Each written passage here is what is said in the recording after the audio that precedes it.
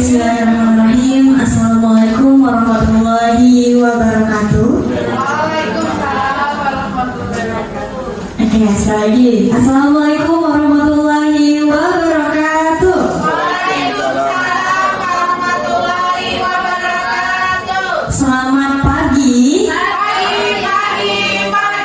Huha. Ya, di belakang saya ini penonton bayaran.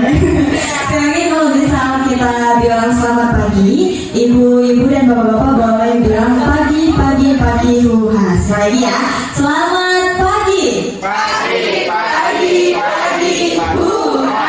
Oke, luar biasa, tepuk tangan buat kita semua. Ya, bismillahirrahmanirrahim. Alhamdulillahirrahmanirrahim. Wabihi nasta'in. Wal umuri dunya waddin. Wassalatu wassalamu ala asrofil anbiya'i wal mursalin wa ala alihi wa sahbihi ajma'in. Amma ba'du. Puji syukur kehadirat Allah Subhanahu wa Ta'ala yang telah melimpahkan kita nikmat serta karunia-Nya sehingga kita dapat berkumpul di acara yang insya Allah dapat diberkahi oleh Allah Subhanahu wa Ta'ala. Amin ya rabbal alamin. Salawat beserta salam tak lupa kami haturkan kepada junjungan Nabi besar Muhammad Sallallahu Alaihi Wasallam yang telah memberikan kita syafaatnya hingga yaumil akhir, dan semoga kita termasuk umatnya yang istiqomah. Amin ya rabbal alamin. Yang terhormat Ibu Kepala Sekolah SMP Negeri 10 Cilegon, yakni Ibu Haja Evalia Nur STMM, dan juga kepada yang terhormat Wakasek Kurikulum, Wakasek Kesiswaan, Wakasek Sarana dan Prasarana, dan juga Wakasek Humas, serta rekan-rekan Dewan Guru dan staf PU yang kami banggakan. Bapak Ibu hadirin sekalian, hari ini merupakan hari Rabu, tanggal 21 Agustus 2024. Insya Allah Sekretariat Dikbud Cilegon mengadakan kegiatan sosialisasi, yakni diseminasi budaya positif modul 1.4 pendidikan guru penggerak angkatan 11, yakni alhamdulillah calon guru penggerak dari program SMP Negeri 10 Cilegon yakni adalah Ibu Murni SPD. Boleh tepuk tangan dulu Murni SPD. Dan juga ada lagi sama lagi yakni Ibu Yusmawati MPD, yakni sebagai kepala sekolah SD Negeri Gerem 2, yakni salah satu calon guru penggerak juga. Oke. Sebelumnya Ibu dan Bapak sekalian, mari kita bersama-sama mengucap lafaz basmalah. Bismillahirrahmanirrahim. Baik hadirin sekalian, acara selanjutnya yakni sambutan yang pertama akan diberikan oleh Ibu Kepala Sekolah dari SMP Negeri 10 Cilegon, yakni kepada Ibu Haja Evalia Nur STMM. Kepadanya dipersilakan. Baik, terima kasih Bu Sevi. Bismillahirrahmanirrahim. Assalamualaikum warahmatullahi wabarakatuh. Terima kasih atas kehadiran Bapak Ibu semua. Hari ini kita akan sama-sama belajar ya. Bu Murni juga belajar, saya juga belajar juga, Bapak Ibu juga belajar, karena memang belajar itu tidak ada batas waktu ya. Mudah-mudahan ini menjadi penyemangat kita lagi dalam mencerdaskan anak bangsa, dalam KBM yang berpihak pada murid. Karena materinya tentang Bu Murni, budaya disiplin positif ya, dan banyak hal-hal yang tentu di dalamnya harus kita refresh kembali. Saya sendiri juga pernah dapat materi ini, tapi mungkin banyak lupa, jadi saya juga butuh diingatkan lagi. Untuk teman-teman yang sudah pernah dengar mungkin di MGMP dan sebagainya, namanya kita manusia itu selalu begitu ya, harus sering-sering diingatkan lagi. Sama seperti HP yang harus selalu dicas, walaupun sudah tahu diingatkan lagi, sudah tahu diingatkan lagi. Mudah-mudahan membawa perbaikan ke depannya, baik untuk diri kita pribadi maupun untuk ke depannya. Dan saya berharap program ini walaupun tadi masih agak sulit untuk diimplementasikan, paling tidak ada upaya untuk ke arah sana. Dan saya berharap juga nih setelah ada satu CGP di SMP Negeri 10 Bu Murni pecah telur, akan diikuti oleh CGP-CGP selanjutnya mudah-mudahan. dan hal-hal yang positif ini kan bagus ya untuk ditularkan lah. Maka memang seharusnya lah kita iri dengan hal-hal yang positif. Harusnya begitu, bukan hal-hal yang negatif yang kita iri-iriin. Ini nggak pernah datang nggak apa-apa, ini nggak pernah masuk nggak apa-apa, ini datang siang nggak apa-apa. Hal-hal positif lah yang harusnya justru bukan untuk siapa-siapa kan, untuk membangun diri kita sendiri. Itu yang pertama. Kemudian saya mengucapkan banyak terima kasih wabil khusus kepada Bu Murni dan Bu Yus. Bu Yus ini salah satu teman saya dulu pernah, kalau boleh flashback sedikit, saya dulu pernah jadi guru SD juga Bapak Ibu tahun 2003 sampai 2006. Itu ketemu sama Bu Yus, dan beliau ini memang guru yang baik, bagus lah, guru yang berdedikasi, guru yang punya visi misi ke depan amat sangat brilian dan masih muda. Makanya kalau kemarin Bu Murni Bu mau ngadain ini hari Senin, karena saya masih ada dinas luar, cancel ya. Kemudian hari Selasa saya bilang bisa, ternyata saya ada dinas luar lagi, cancel lagi. Saya pengen ketemu sama Bu Yus dan pengen membersamai teman-teman Bapak Ibu guru juga di sini sambil saya juga belajar lagi. Dan mudah-mudahan ini menjadi inspirasi Bapak Ibu juga. Tadi itu ya, kayaknya untuk menunggu sampai perfect kita ngajar guru yang baik itu nggak mesti harus dari yang sudah embel-embel banyak, MPD dan sebagainya, CGP dan sebagainya, atau GP bahkan tidak menjamin juga gitu. Tapi paling tidak kita mau terus belajar, itu aja. Dan nggak panjang lebar, Bu Murni, mudah-mudahan kesempatan ini menjadi kesempatan emas. Makanya saya bilang sama Bu Murni, walaupun ini sebenarnya tugas beliau di tugas CGP-nya, saya nggak mau cuma Bu Murni itu menggugurkan kewajiban, tugasnya selesai, udah gitu. Saya dulu ingat waktu saya jadi CGP begini, ngumpulin teman-teman ini susah. Karena waktu itu Kemseknya juga ya agak sibuk lah. Jadinya akhirnya kita cuma foto-foto, video-video, yang penting tugas saya selesai. Saya nggak mau begitu. Saya pengennya memang materi ini dapat, terlepas nanti implementasinya bagaimana, paling tidak pernah tahu dulu. Itu saja. Ya Bu Murni, jadi makanya sekali lagi saya berharap Bapak Ibu bisa membersamai, kayaknya nggak lama lah ya, paling kurang lebih 1 jam ya, sambil nunggu Bu Yus. Silakan dimulai saja, dan mudah-mudahan kita bisa tadi lagi sama-sama untuk belajar. Billahi taufiq wal hidayah. Assalamualaikum warahmatullahi wabarakatuh. Waalaikumsalam warahmatullahi wabarakatuh. Terima kasih kepada Ibu Kepala Sekolah SMP Negeri 10 Cilegon yang telah memberikan sambutannya dan juga arahannya. Ya, baik Bapak Ibu hadirin sekalian, selanjutnya kita langsung saja kepada pemateri yang pertama, yakni Ibu Murnianti SPD. Baik Bapak Ibu, sebelum memasuki materi, boleh dibuka buku catatannya. Mungkin ada yang ingin dicatat, siapa tahu kan penting untuk kita ya. Dan juga setelah sesi pemaparan materi ini akan diadakan sesi diskusi atau tanya jawab. Nanti Bapak Ibu yang memperhatikan, boleh ketika ada pertanyaan boleh ditanyakan.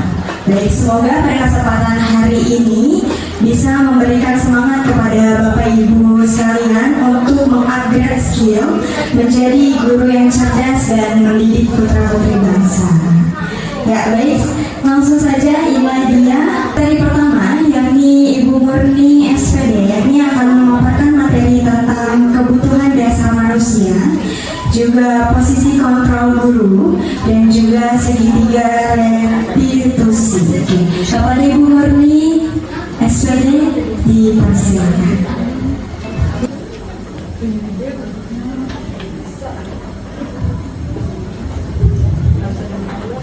Maaf ya Bapak Ibu, saya berdiri. Kalau dulu kayaknya saya nggak kelihatan. Bapak Bu. Iya, kita mulai saja. Bismillahirrahmanirrahim. Assalamualaikum warahmatullahi wabarakatuh. Waalaikumsalam warahmatullahi wabarakatuh. Alhamdulillah. Puji syukur marilah kita panjatkan kehadirat Allah Subhanahu wa Ta'ala, yang mana pada pagi hari ini menjelang siang kita masih bisa diberi nikmat sehat, nikmat sempat, nikmat waktu, sehingga kita bisa berkumpul di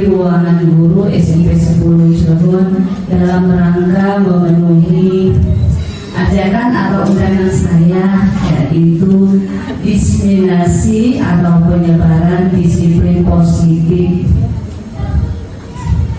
Kemudian salam serta salawat marilah kita junjungkan ke Nabi besar kita Muhammad Sallallahu Alaihi Wasallam. Mudah-mudahan kita semua diberikan syafaat sampai akhir zaman. Amin amin ya rabbal alamin. Yang pertama saya ucapkan terima kasih kepada Ibu Kepala Sekolah Bu Eva Nur yang sudah berikan arahan atau memberikan waktu untuk melaksanakan kegiatan diseminasi ini. Kemudian terima kasih juga kepada rekan-rekan yang sudah waktu istirahatnya diganggu untuk mengikuti kegiatan diseminasi ini. Kemudian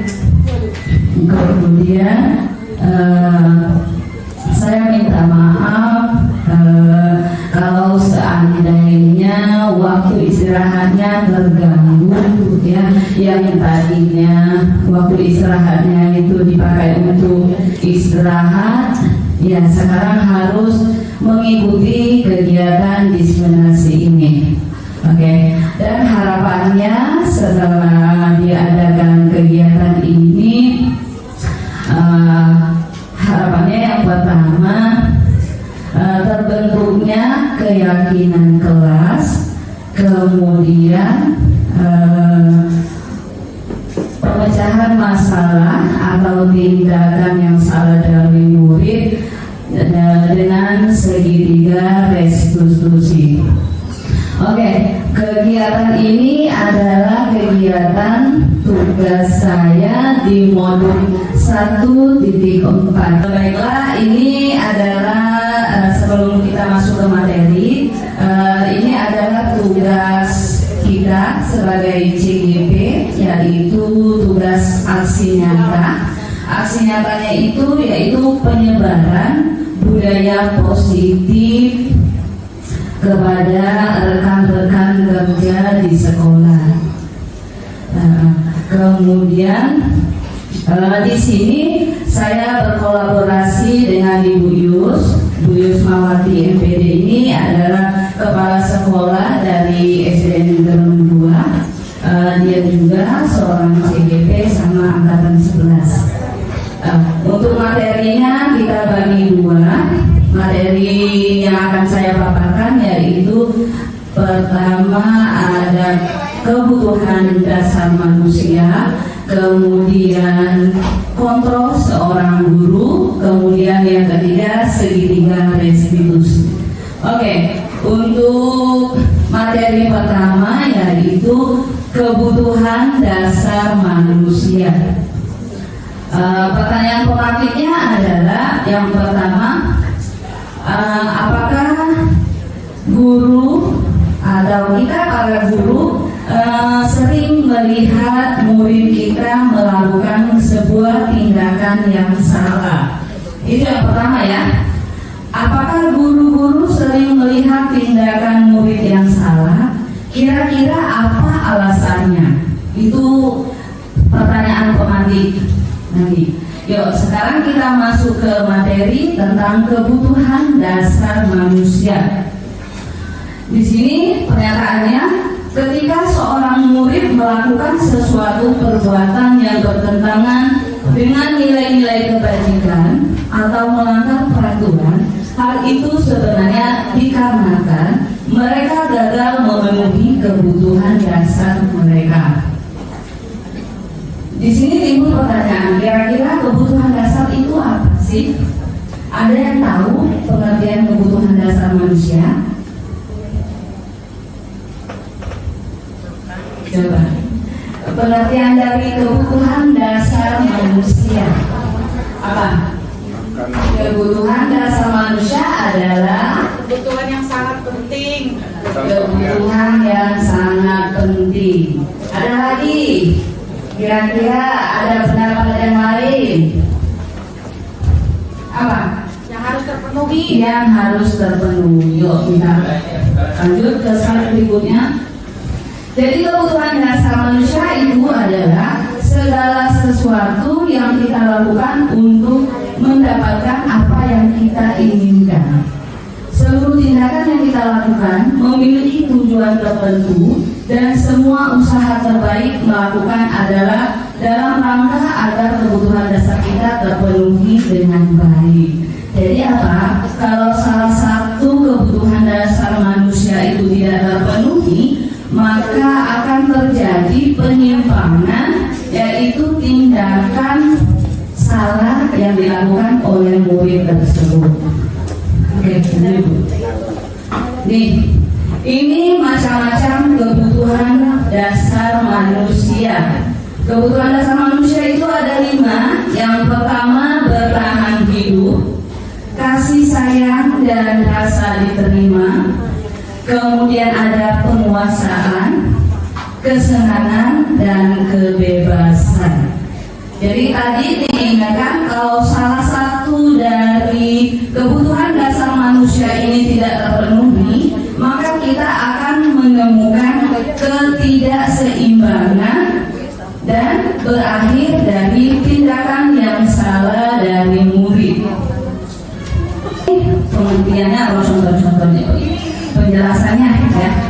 Kebutuhan bertahan hidup yaitu kebutuhan yang bersifat fisiologis untuk bertahan hidup, misalnya kesehatan, rumah, dan makanan.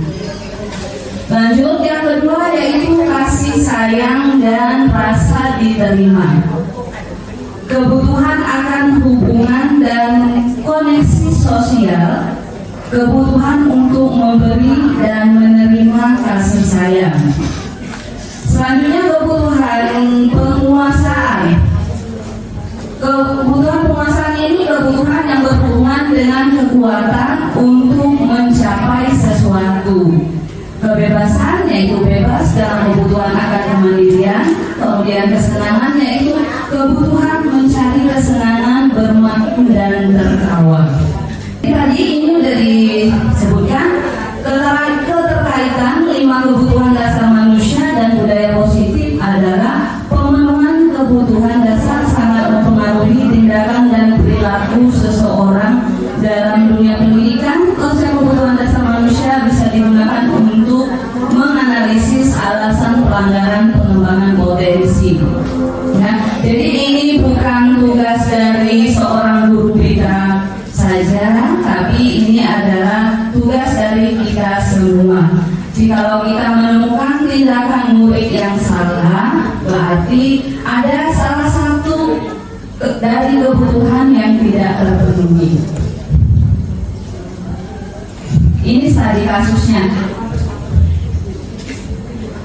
Studi kasusnya itu Ibu Ambar, guru wali kelas 8A di SMP 1 Hati.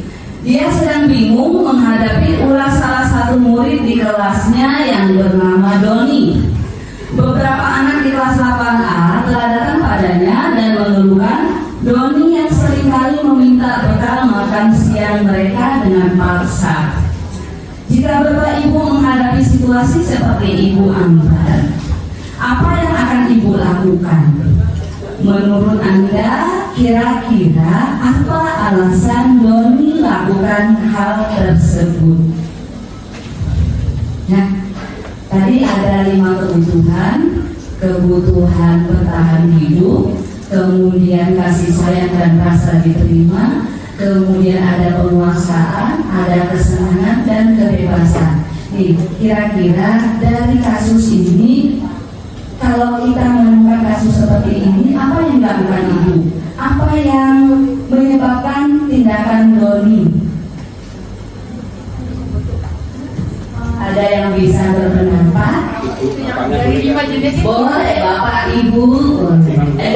Boleh. Kalau seandainya kira-kira pendapat Ibu, satu kebutuhan apa?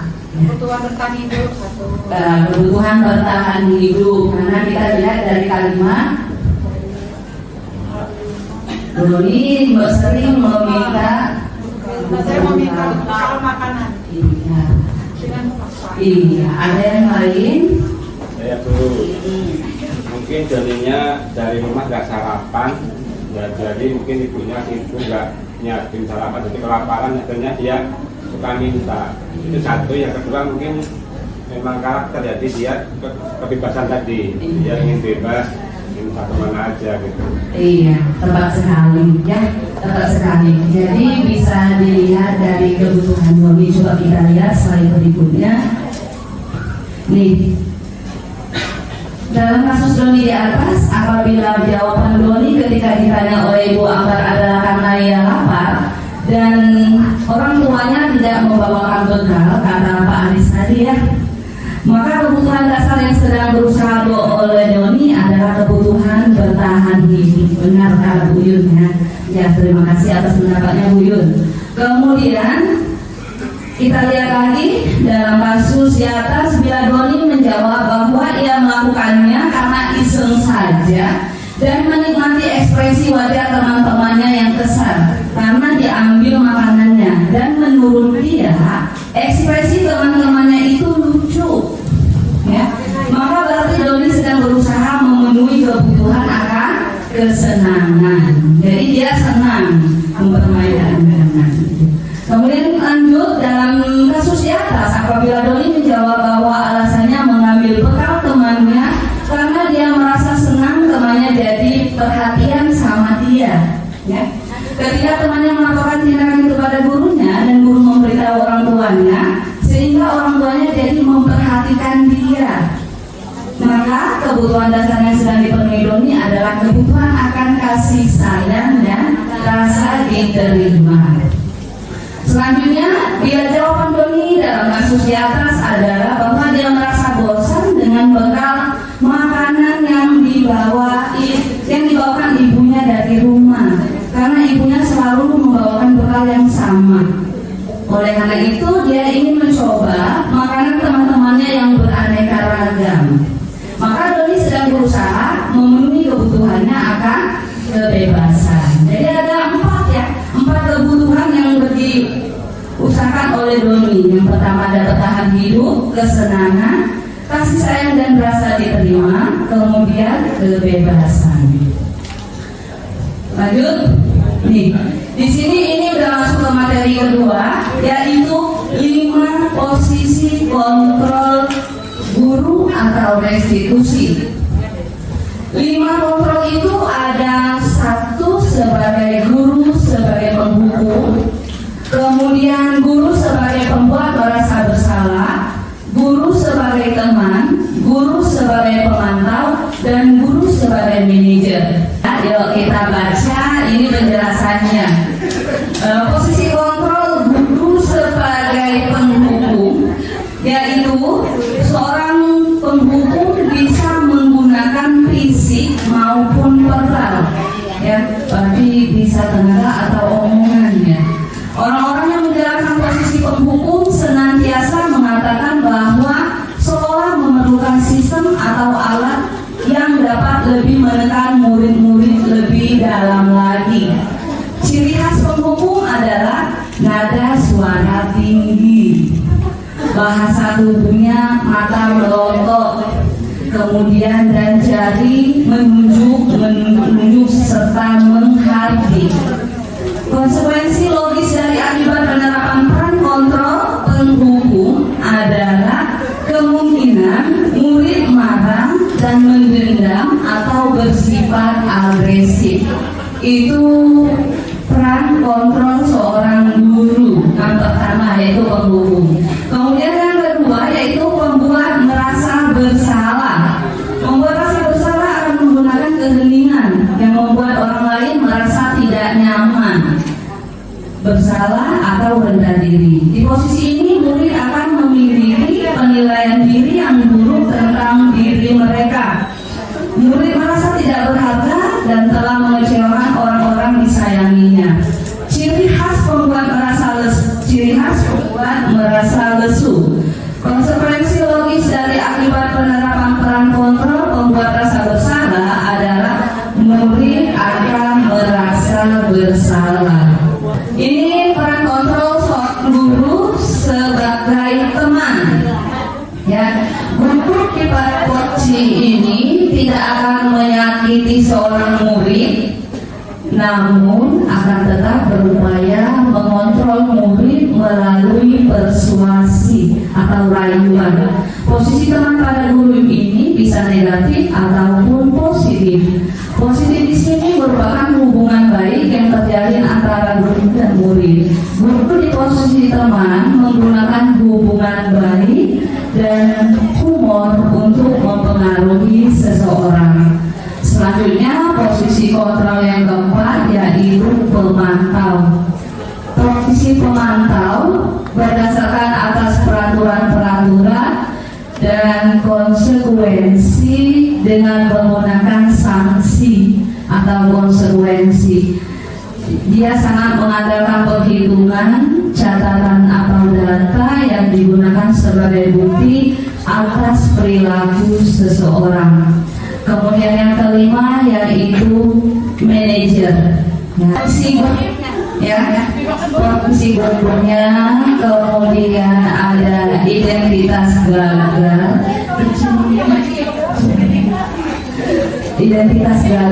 identitas berhasil, kemudian identitas berhasil dan sukses. Jadi untuk yang identitas gagal yaitu ada di nomor 1 dan 2, penghukum dan pembuat merasa bersalah.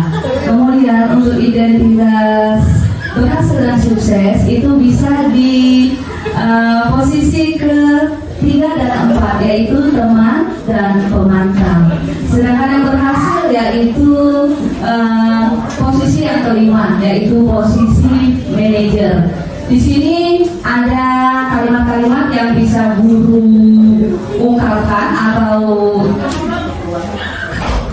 berikan kepada murid, yaitu kalau untuk penghukum yaitu menghardik, menunjuk-nunjuk, menyakiti, kemudian menyindir. Itu kalau sebagai penghukum. Kalau membuat berasa bersalah, yaitu selalu ceramah dan mengatakan seharusnya ibu sangat kecewa, ya. Kalau untuk teman itu membuatkan alasan-alasan untuk muridnya.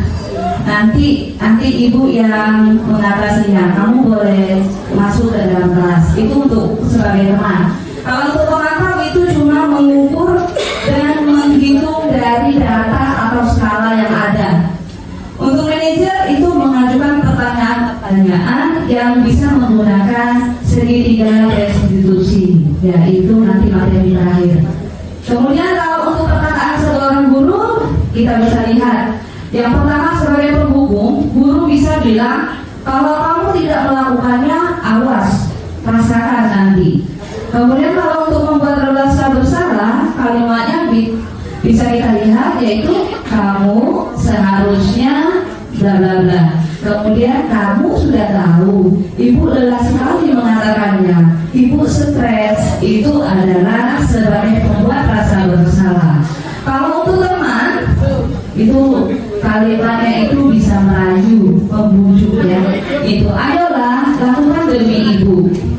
Kemudian masa kamu tidak mau, ingat tidak ibu pernah bantu. Kalau pemantau itu selalu menggunakan data atau peraturannya, yaitu apa peraturannya. Dan sedangkan untuk yang terakhir yang manajer itu langsung kita stabilitas ini, validitas tindakan. Yang pertama, apa yang kita yakini, apa yang bisa kita kerjakan untuk memperbaiki masalah ini. Hasilnya bisa kita lihat yaitu memberontak, menyalahkan orang lain atau berbohong, itu untuk sebagai posisi yang pertama, penghukum. Kemudian membuat rasa bersalah, itu hasilnya bisa menyembunyikan atau menyangkal. Kemudian teman itu ketergantungan terhadap guru tersebut, itu kalau posisi teman.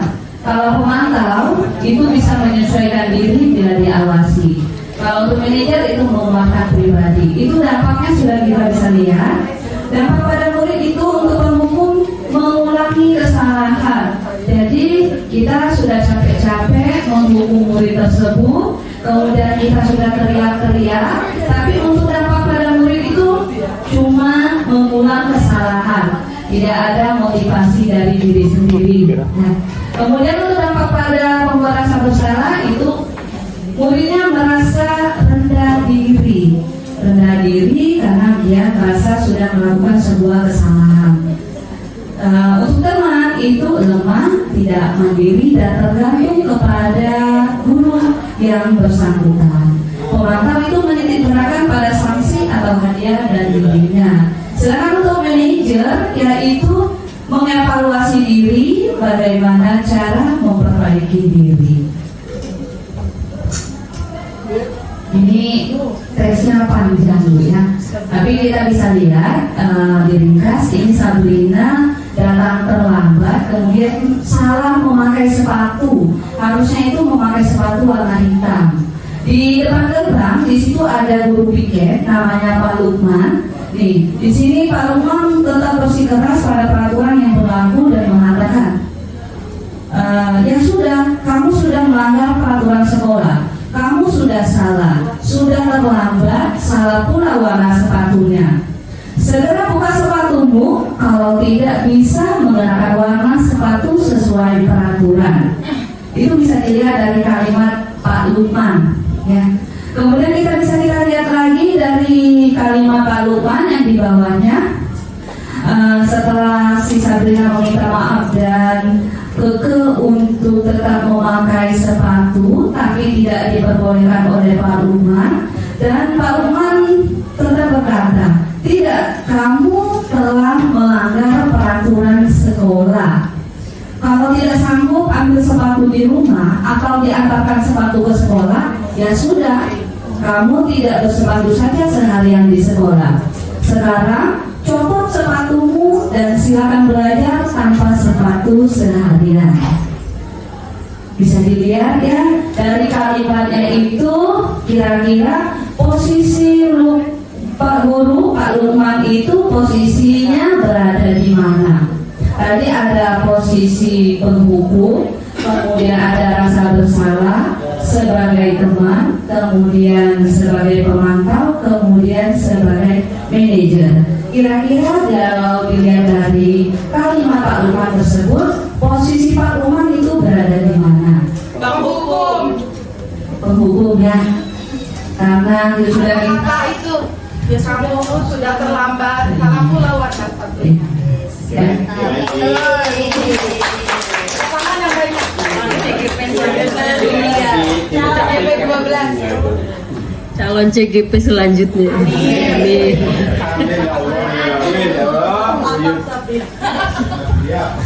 Ya, sudah jelas ya. Dari posisi Buyut dari posisi kontrol dari seorang guru itu, yuk kita refleksi diri kita masing-masing. Kira-kira kita selama ini kita itu ada di posisi mana? Ya, kalau seandainya posisi itu mungkin melenceng atau tidak sesuai, yuk kita perbaiki pelan-pelan. Ya. Lanjut ke tahapan segitiga restitusi. Apa segitiga restitusi itu?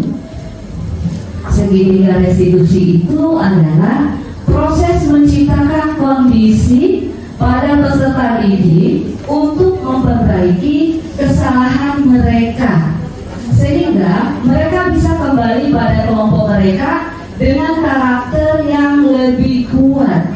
Bagian ini bertujuan merubah orang yang merasa gagal karena berbuat salah menjadi orang sukses. Jadi kalau seandainya kita seorang guru melihat atau mendengar ada murid yang bertindak salah, kita tidak boleh langsung mengejak atau mengejak murid tersebut bersalah. Ya, kita coba memperbaiki masalah itu dengan menggunakan segitiga restitusi. Tiga restitusi itu ada 3 langkah ya. Langkah pertama yaitu menstabilkan identitas. Jika anak berbuat salah, maka ada kebutuhan kebutuhan dasar mereka yang tidak terpenuhi. Tadi kembali lagi ke 5 kebutuhan dasar manusia. Bagian dasar segitiga restitusi memiliki tujuan untuk merubah orang yang gagal karena telah berbuat kesalahan menjadi orang yang sukses. Kita harus mampu meyakinkan mereka dengan mengatakan kalimat seperti ini. Tidak ada manusia yang sempurna, ya. Kemudian saya juga pernah melakukan kesalahan seperti itu. Ketika seseorang dalam kondisi emosional, maka otak tidak akan mampu berpikir rasional. Saat inilah kita menstabilkan identitas anak. Anak kita bantu untuk tenang dan mencari solusi untuk menyelesaikan permasalahannya. Jadi kalau seandainya tadi ingatkan, kalau seandainya kita melihat atau mendengar ada anak yang melakukan tindakan yang salah, jangan langsung kita pakai ini. Langkah pertama itu menstabilkan identitas terlebih dahulu, ya. Karena di belakangnya itu pasti ada tujuan atau motivasi, ya. Lanjut yang kedua yaitu validasi tindakan yang salah. Konsep langkah kedua adalah kita harus memahami kebutuhan dasar yang mendasari tindakan anak berbuat kesalahan. Menurut teori, semua tindakan manusia baik atau buruk pasti memiliki maksud dan tujuan tertentu. Ketika kita menolak anak yang berbuat salah, dia akan tetap dalam masalah. Yang diperlukan adalah kita memahami alasan mereka melakukan hal tersebut sehingga anak merasa dipahami, ya. Kemudian kalimat yang bisa diberikan kepada murid seperti kamu pasti punya alasan mengapa melakukannya. Kemudian apa yang penting bagi kamu? Kamu boleh tetap berusaha menjaga sikap itu, tapi tambahkan sikap yang lain, anak yang baru. Lanjut. Ini langkah ketiga, yang terakhir yaitu menanyakan keyakinan. Setelah kita menstabilkan identitas, validasi tindakan yang salah, kemudian yang ketiga yaitu menanyakan keyakinan, mencari solusi dari tindakan salah tersebut. Ketika langkah 1 dan langkah 2 sukses dilakukan, maka anak akan siap untuk dihubungkan dengan nilai-nilai yang dia percaya dan berpindah menjadi orang yang dia inginkan. Penting menanyakan ke anak tentang kehidupan di depan yang dia inginkan. Ketika mereka sudah menemukan gambaran masa depannya, guru dapat membantu mereka untuk tetap fokus pada gambarannya. Kalimat yang bisa kita tanyakan yaitu nilai-nilai yang kita percaya di sekolah kita apa. Maka itu sebenarnya materi kita sebelumnya itu ada kesepakatan kelas atau kesepakatan sekolah, tapi berhubung itu saya duluan, ya. Jadi langsung ke segitiga restitusi. Kemudian nilai-nilai apa yang kita sepakati di kelas itu bisa kita tanyakan kepada anak yang bertindak salah tadi, ya. Makanya penting dibuatnya kesepakatan kelas atau keyakinan kelas atau keyakinan sekolah, ya. Kemudian kamu ini jadi anak seperti apa? Terakhir, apa yang kamu rasakan ketika melakukan itu? Apakah takut, bangga, atau senang? Ya, itu adalah 3 langkah-langkah untuk mencari solusi ketika kita melihat anak membuat tindakan yang salah. Oke, lanjut.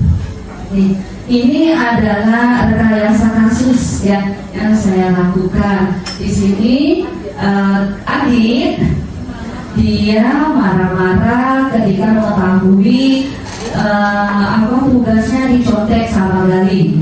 Ya, ini untuk kasus yang ringan atau sederhana.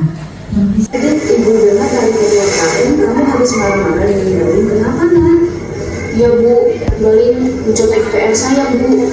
Terus kamu melakukannya apa sama Galin? Saya maki-maki bu Galin, dan tanpa sadar saya menggebrak meja dan mengebrak kursi. Kalau seandainya ibu di posisi kamu, wajar kamu berlaku seperti itu.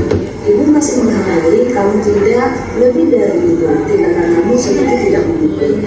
Ibu kira-kira menggerak meja, kemudian menggerak kursi, itu baik tidak? Tidak, Bu. Kemudian kira-kira keyakinan kelas apa yang kamu langgar? Menghargai sesama. Tahu ya, kira-kira menghargai sesama itu baik tidak, penting tidak? Penting benar. Oke, kira-kira apa yang kamu lakukan? Saya harus lebih bersabar dan menghargai teman-teman saya. Tahu ya, baik kamu harus menghargai dan kamu bisa kembali ke kelas. Terima kasih. Contoh dari penyelesaian menggunakan segitiga restitusi. Ya. Mudah-mudahan nanti ke depannya kalau seandainya kita melihat atau mendengar atau ya melihat secara langsung ada anak yang berbuat salah, ya langsung kita coba menanganinya dengan segitiga restitusi. Dan harapannya lagi setelah melakukan kegiatan ini dibuatnya kesepakatan kelas, kemudian peraturan sekolah, kemudian tadi penyelesaian masalah dengan menggunakan segitiga restitusi. Itu saja materi dari saya, nanti dilanjutkan oleh rekan saya Bu Jusmawati MPD. Terima kasih. Ya, terima kasih kepada Ibu Murni SPD yang sudah memaparkan materi ya. Ada 3 materi yang akan dipaparkan, yakni ada kebutuhan dasar manusia, ada 5 posisi kontrol, juga ada segitiga restitusi. Ya, baik untuk Bapak Ibu, ada yang ingin bertanya untuk materi yang akan dipaparkan oleh Ibu Murni? Boleh? Boleh, Bu Rufus boleh. Mau pakai mic? Nggak usah. Apa? Ya, berkaitan dengan tadi segitiga restitusi ya, kan ada penyelesaian seperti itu ya tadi ya. Nah, apakah semua permasalahan yang dilakukan oleh siswa itu bisa diselesaikan dengan segitiga restitusi itu? Maksudnya tindakan anak yang seperti tadi itu loh gitu. Apakah tindakan yang lain juga bisa diselesaikan dengan cara seperti itu?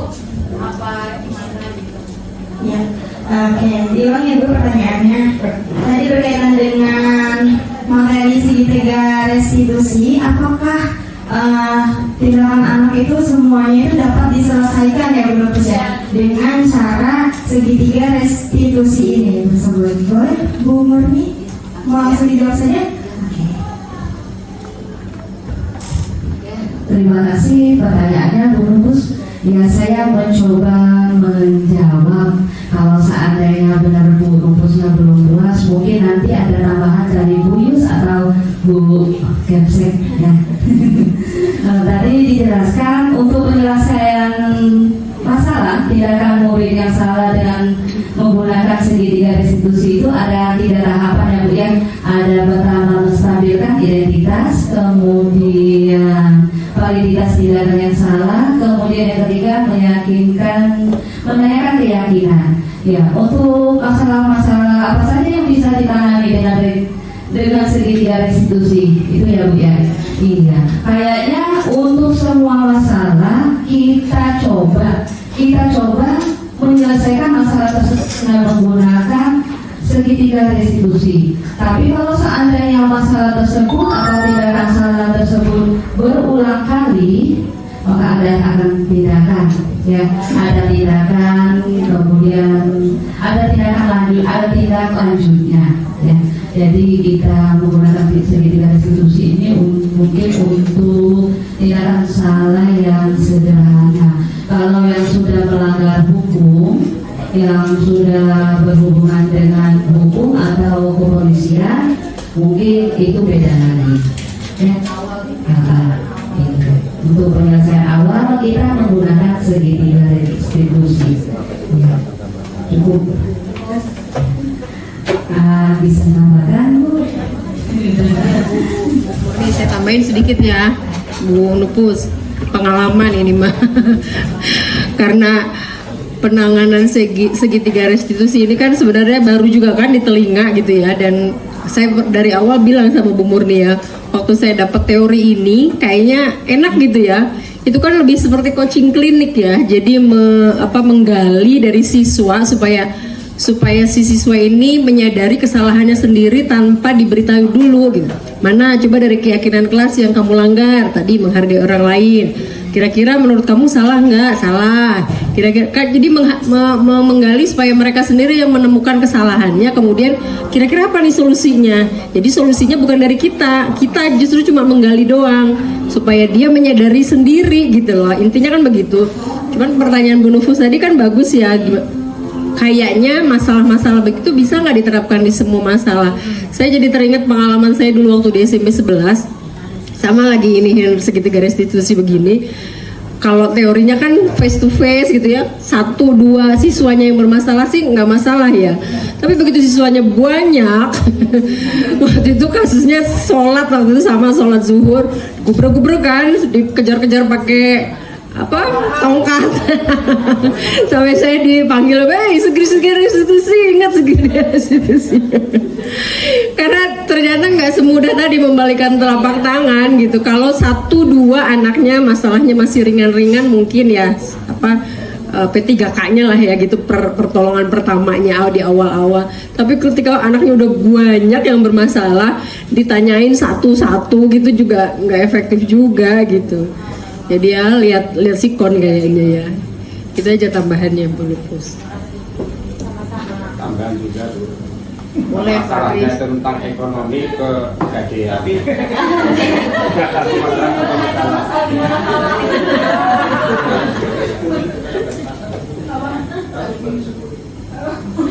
Silakan Bapak mau nanya Pak. Iya, maksudnya gini, benar ya, artinya kalau itu teorinya kan bagus gitu ya, idealis banget gitu istilahnya, dan bahkan mungkin sangat cocok diterapkan di SMP 10 gitu.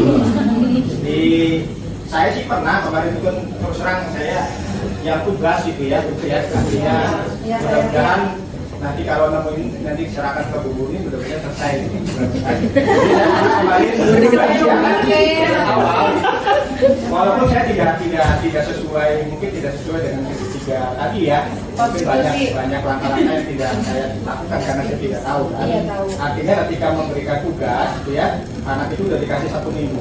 Ketika pas hari hanya ada beberapa tuh yang nggak ngumpulin, ya kan ngumpulin dulu, saya tanya satu-satu kenapa nggak ngumpulin. Ada yang bilang belum dikerjakan, ada yang bilang ketinggalan di rumah. Oke, siap nggak kira-kira ketemu lagi dikumpulkan? Siap, oke dicatat. Karena itu memberi kesempatan kan. Ketemu lagi, tanya lagi, memang ada yang ngumpulin, tapi masih banyak yang enggak. Jawabannya saya tanya lagi gitu kan, kira-kira apa solusinya itu 2 kali, nanti saya jawabkan. Sampai 3 kali, sampai saya akhirnya dulunya marah. Karena 3 kali dibutuhkan dikasih kesempatan gitu ya, anak untuk menilai diri sendiri, kemudian anak itu dia bilang iya nanti saya dibawa, tapi kenyataannya enggak pernah dibawa. Nah itu solusinya bagaimana gitu, seperti itu kan.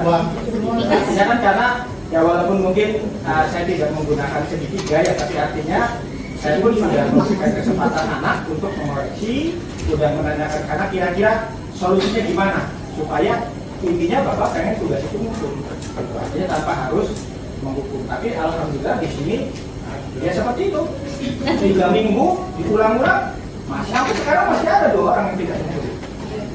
Artinya ya itu pun dengan 2 orang itu dengan akhirnya terpaksa saya turunkan ke lapangan, suruh berdiri walaupun tidak dihukum, saya tanyakan lagi. Maksud saya tahu di lapangan itu minimal karena dia sudah beberapa kali saya tanya di kelas gitu ya, ternyata dia jawabannya juga terutama yang laki-laki jawabannya itu ringan-ringan aja gitu. Ketinggalan Pak, ya kalau ketinggalan nanti diambil ya. Sampai ada 2 orang yang suruh ngambil langsung, ujung-ujungnya 1 orang ternyata belum kerja walaupun dia alasannya ketinggalan gitu ya, karena rumahnya dekat gitu ya, di Primori sama yang arah sana, dia tidak sekarang masih kesempatan ambil ke rumah kalau ketinggalan. Ada memang 1 yang memang benar ketinggalan gitu ya, tapi ada 1 yang akhirnya dia ujung-ujungnya ngaku belum mengerjakan. Itu pun masih saya kasih kesempatan. Oke, kalau gitu masih silakan nanti dikerjakan gitu ya, artinya ini belum marah gitu kan.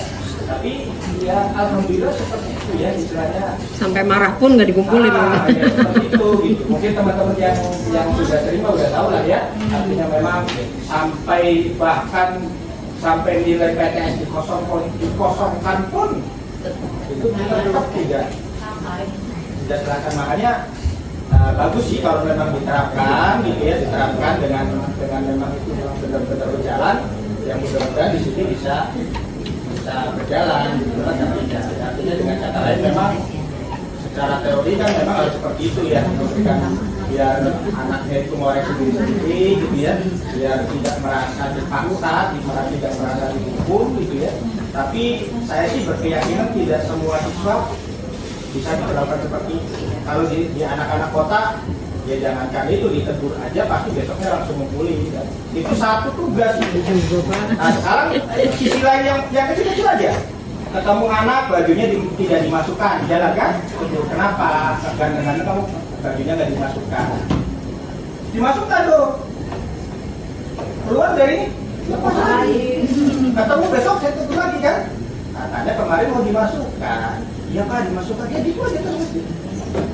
Jadi artinya kadang-kala ya apa ya, yang masalah kecil pun apa namanya, ya memang sih kalau kitanya apa sih namanya, kitanya sabar gitu ya, seperti tadi Bu Murti bilang satu-satu ya mungkin lambat laun akan bisa terlaksana gitu. Tapi kalau teman-temannya juga ya bahasa ininya cuek-cuek saja gitu ya, ketika misalnya ada beberapa teman yang negur misalnya masalah baju dikeluarkan, lama-lama ketika yang lain bajunya dikeluarkan tidak ditegur, ya ujung-ujungnya tadi bajunya dimasukkan, ujung-ujungnya dimasukkan. Ya, artinya solusi itu dilaksanakan juga kalau tidak konsisten, artinya tidak konsisten, tidak berjalan terus-menerus, kemudian tidak dilakukan bersama-sama gitu kan oleh teman-teman, akan sangat sulit.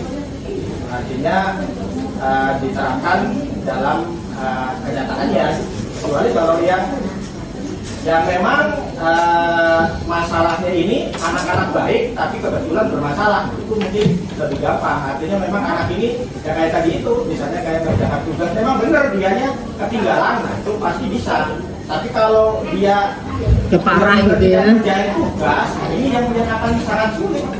Kalau memang benar dia anaknya baik-baik, kemudian memang karena bukan kesalahan yang disengaja, nah ini akan cepat terlaksana dengan menggunakan segitiga restitusi. Tapi kalau anaknya memang ini anaknya emang sengaja nggak terjadi gitu istilahnya. Nah ini yang perlu. Makanya ya siapa tahu nanti kalau ini ya ketika ada yang anak-anak yang memang udah susah nih, saya pengen gitu, saya kasihkan Bu Murti tolong ini ya. Saya lepas gitu loh, mudah-mudahan dengan menggunakan segitiga restitusi itu, ini anak ini sudah minimal ya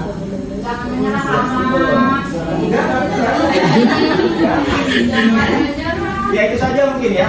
Jadi menurut saya memang nggak perlu, tapi memang ya hanya bisa dilakukan seperti yang kita bilang, hanya bisa dilakukan untuk perorangan, tidak bisa yang pelanggarannya dilakukan oleh banyak orang, dan pelanggarannya pun dilakukan oleh orang yang memang anaknya memang ya standar normal, bukan anak yang spesialis gitu. Kalau anak spesialis kayaknya yang memberikan segitiga restitusinya ngambak sendiri, kesel sendiri. Akhirnya kembali kepada sikon ya. Jadi kalau kasusnya kayak Pak Mas itu budaya positifnya apa ya? Ya nggak tahu saya. Oke, terima kasih Pak Mas untuk